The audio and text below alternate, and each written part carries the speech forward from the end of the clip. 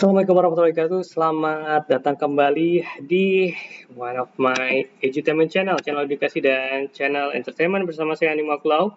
Dan hari ini, tadi agak kelewatan. Kita hari ini belajar di metodologi penelitian dengan pembahasan yaitu landasan teori. Bagian yang sudah masuk silahkan langsung coba kirimkan stiker bentuk hatinya. Ya, silahkan. Baik, langsung saja kita mulai. Bismillahirrahmanirrahim. Assalamualaikum warahmatullahi wabarakatuh. Shalom, salam sejahtera untuk kita semua. Om Swastiastu dan juga Namo Buddhaya. Salam sehat semuanya. Mudah-mudahan hari ini kita sehat ya. Kita akan belajar seperti yang saya sebutkan tadi adalah landasan teori dalam metodologi penelitian. Nah, mengapa teori ini sangat penting ya? Karena apa? Karena ya sudah pernah kita bahas bahwa dalam penulisan kita, karya ilmiah kita harus berdasarkan teori. Anda sudah mengetahui kemarin apa perbedaan teori dan fakta. Nah, kali ini kita bagaimana menuliskan teori, ya, membuat teori dalam satu penelitian, ya. Teori merupakan pustaka kita, merupakan guidance kita, ya, dalam menyelenggarakan suatu penelitian. Sehingga apa? Kita nanti, ya, apalagi Anda nanti pada saat penulisan di tugas akhir maupun di skripsi, nanti ini apapun yang Anda katakan harus berdasarkan teori. Agar apa? Agar kita tidak bisa dibantahkan. Karena apa yang kita bicarakan itu sudah diuji sebelumnya berdasarkan teori yang kita dapatkan ya atau referensi yang kita dapatkan dari mana? Ya dari jurnal ataupun dari skripsi, disertasi ataupun tesis. Nah, ini kita lihat nih. Landasan teori. Penelitian ilmiah pada umumnya dilakukan untuk menguji hipotesis.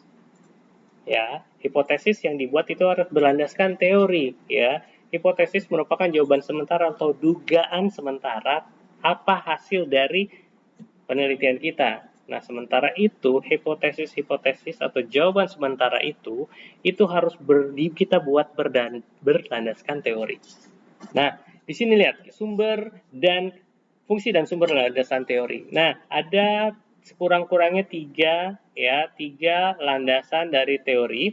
Yang pertama adalah memperdalam pengetahuan tentang bidang yang diteliti. Tentunya kemarin di pertemuan sebelumnya saya sudah memberikan tugas kepada Anda semua bagaimana untuk mendapatkan ilham, ya enggak? Mendapatkan ilham bagaimana kita mengetahui apa sih ya yang akan kita ambil, bagaimana cara memperdalam ya pengetahuan yang bidang kita teliti. Tentunya pasti kita minta untuk melihat atau mereview dari beberapa jurnal yang mungkin nantinya akan menjadi topik dalam skripsi kita. Nah, inilah fungsi juga dari landasan teori, yaitu memperdalam pengetahuan di bidang yang akan kita teliti. Kemudian, fungsi landasan teori yang kedua adalah mengetahui hasil-hasil penelitian yang berhubungan yang sudah pernah dilaksanakan. Ya, jadi teori Anda ini adalah guidance. Kita nggak usah cari-cari lagi dari awal, kita nggak usah lagi nyoba-nyoba ya. Kita dengan menggunakan ATM, ya ATM, amati, tiru, dan modifikasi, ya.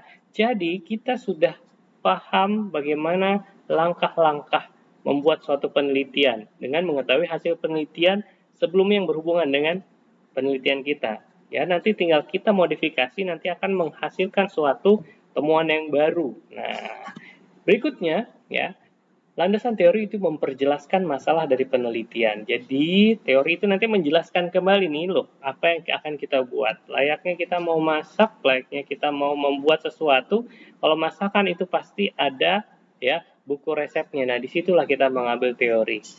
Ya. Lalu ada pustaka. Nah, pustaka merupakan sumber teori yang dapat diperoleh dari dua sumber. Ya. Yang pertama, kita bisa mengambil teorinya tersebut ya dari pustaka, yaitu dari laporan-laporan penelitian. Bisa dari abstraknya, bisa dari jurnal ilmiah, bisa dari tesis, bisa disertasi atau laporan penelitian yang lainnya. Dan yang kedua, bisa kita ambil dari buku-buku atau textbook yang ada.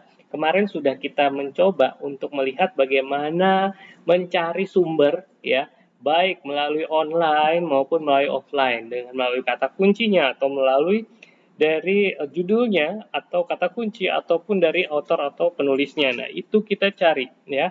Pustaka merupakan sumber teori yang dapat diperoleh dari dua sumber tersebut. Berikutnya, nah ini dia nih. Teori yang diperoleh dari laporan-laporan penelitian sering dikelompokkan ke dalam subtopik atau tinjauan studi atau review of related study dan bab-bab tentang landasan teori pada laporan penelitian. Nah, teori ini nih kita lihat nih ya kan, kita akan lihat nanti ini masuknya di bab 2. Ya enggak? Pada umumnya kalau di penelitian itu skripsi ataupun tugas akhir ini dimasukkan ke bab 2 ya, subtopik tinjauan studi ya. Jadi di sini sebagai guidance kita juga sebagai penguji juga nanti lihat apakah Anda benar mengambil teori yang benar. Jangan sampai teori yang Anda gunakan adalah salah. Ya enggak? Ketika teorinya cara masaknya salah, jadi nggak jadi, tapi hasilnya enak apa enggak. Nah, itu nanti tergantung dari penguji Anda yang menentukan apakah Anda berhasil atau tidak.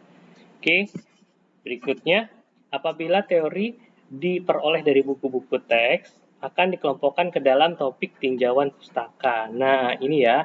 Jadi kalau misalnya teori Anda, sumber-sumber Anda dari laporan penelitian itu dimasukkan ke dalam review of related study atau tinjauan studi. Sementara kalau Anda ambil dari buku-buku teks, maka subnya adalah tinjauan pustaka atau review of related literature. Oke, kita lanjut ya. Nah, ada juga selain teori, bagaimana cara mengambil teori tersebut? Apakah kita langsung masukin semuanya atau bagaimana ini cara-caranya? Yang pertama, kita lakukan kutipan atau pengambilan catatan. Ya, yang pertama kita bisa ambil kutipan atau quotation. Ya, quotation adalah kata-katanya itu sama persis dengan apa pengarang bilang. Ya, catatan ini disalin dengan menggunakan kutip buka dan tutup. Ya, nanti Anda bisa cari deh istilahnya bagaimana cara mengambil kutipan tersebut. Ya, itu yang pertama. Bisa langsung dikutip, dimasukkan.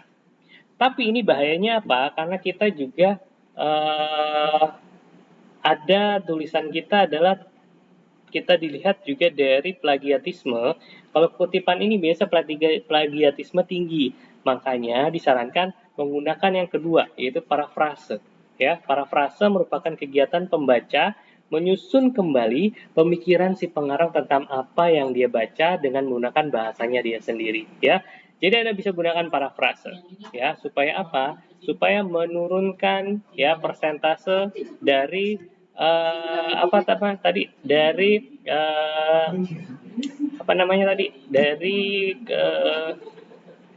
ya tadi dibilangnya ya, apa tadi kalau misalnya itu tadi.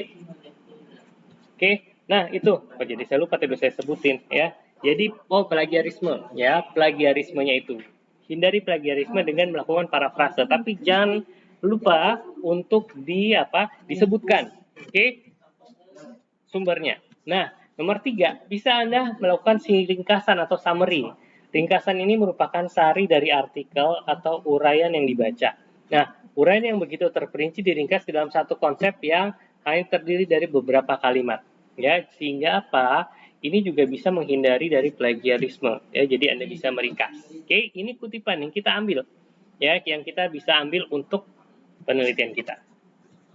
Ada juga yang nomor 4 ini adalah evaluasi pembaca atau kita menginterpretasikan apa yang dibaca dengan memberikan komentar. Ini bisa Anda memberikan komentar sendiri dari hasil yang ada.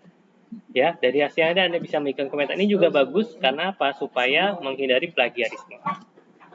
Berikutnya, nah ini nih syarat-syaratnya. Kutipan yang diambil tidak lebih dari 250 kata secara keseluruhan atau tidak melebihi 5% dari panjang tulisan yang diambil.